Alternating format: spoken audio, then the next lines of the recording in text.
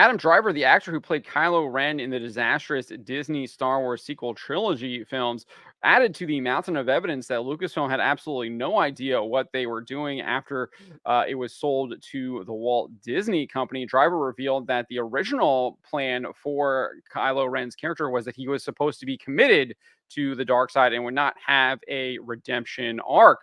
Before we get into this, I'd like to ask you, please hit that subscribe button, hit that bell for notifications so you don't miss any of our future videos here at the Trent Report. With that out of the way, wrote this up earlier today over at thatparkplace.com. Again, you should have this site bookmarked. It is the go-to place for pop culture news. The headline reads, after saying wokeness killed Han Solo, Kylo Ren actor Adam Driver reveals original plan for character was to have him fully embrace the dark side. Those are comments that Driver made on the Rich Eisen show. Let's take a listen to what he actually had to say here. But did you know that at least you're playing Vader 2.0? Like, at least did you know that as conceptually? I did. Yeah. And I had an overall arc that in mind that he wanted to do, which then changed.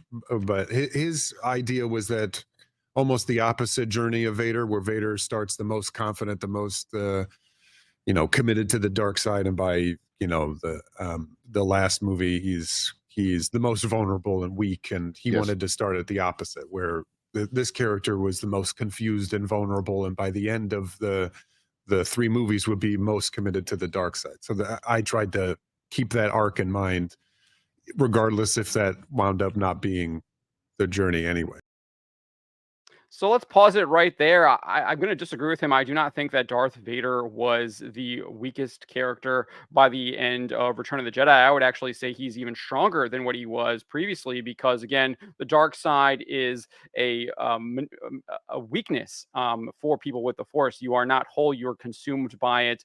You're greedy. You lose kind of yourself, and you see that in Darth Vader. Sure, he was stronger within the dark side, but he had lost a lot of himself in it. And he finally comes to the realization in Return of the Jedi when his son is sacrificing his life that he has done all of these awful, hideous wrongs. And then he chooses to take action, shows extreme strength, tosses Darth Sidious down the hole there and kills him. Obviously ends up doing significant damage to himself as he's electrocuted with his robotic parts, and he would not survive making that decision. But that indeed does show extreme strength.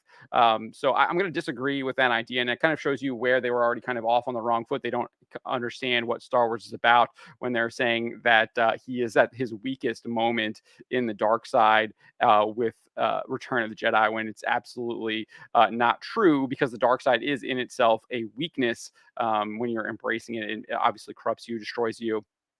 And you can see that physical corruption, obviously, with both Sidious and Vader. Vader is not even mostly man anymore. He's primarily mostly machine.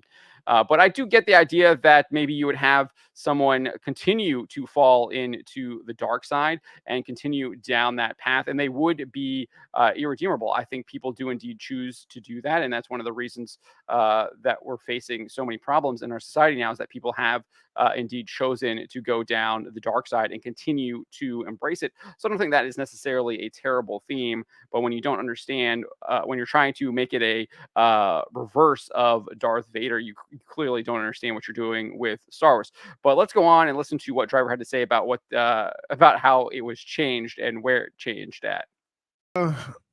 Well, with Ryan, he took it into a different direction, but still, it kind of still tracked with the character. Than the last one, it changed into being, about them and the dyad and things like that. And then again, so you and kind of evolving into Ben Solo. That was never part of it. That wasn't either. No. Because Ben Solo, he was Ben Solo from the beginning, but it wasn't. It was never a version where we actually see Ben Solo when I first signed up for it. So there you go. That is what Adam Driver had to say.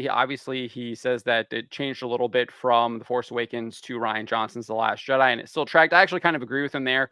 I think that Kylo Ren's overall character arc did still track, and he was actually trying to draw Rey into the dark side and basically become his dark queen, in kind of I don't even want to call it an homage to Tolkien's Lord of the Rings, but clearly maybe influenced by it.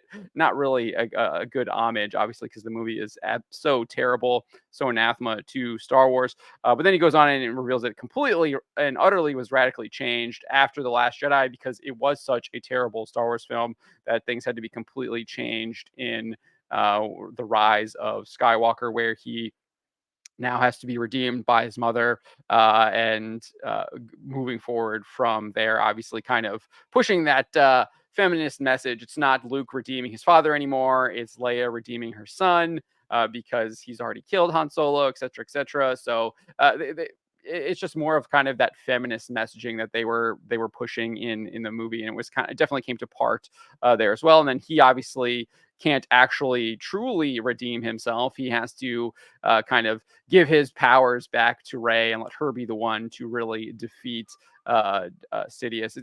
It's all kind of that forces female bunk that they really pushed in that film right there. But Adam Driver explaining how they really didn't have any idea on what they were doing, and they were completely changing the characters from film to film, and that is, I get, obviously one of the reasons why these movies are so terrible and so reviled.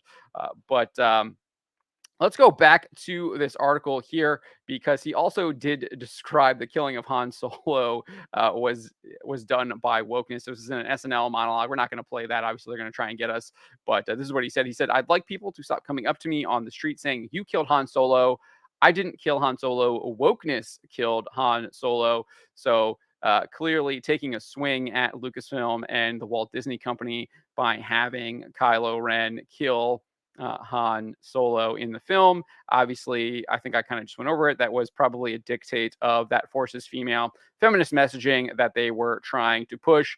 And whether or not he's being tongue in cheek or making a joke about it, I think there is a lot of truth into what he's saying. And the fact that he is verbalizing it speaks magnitudes to just how far the Walt Disney Company has fallen. It also shows that South Park has created a gaping wound, and now SNL is going to follow suit. But let me know what you guys make of what Adam Driver has said about Star Wars in the last couple of days here. Let me know in the comments below.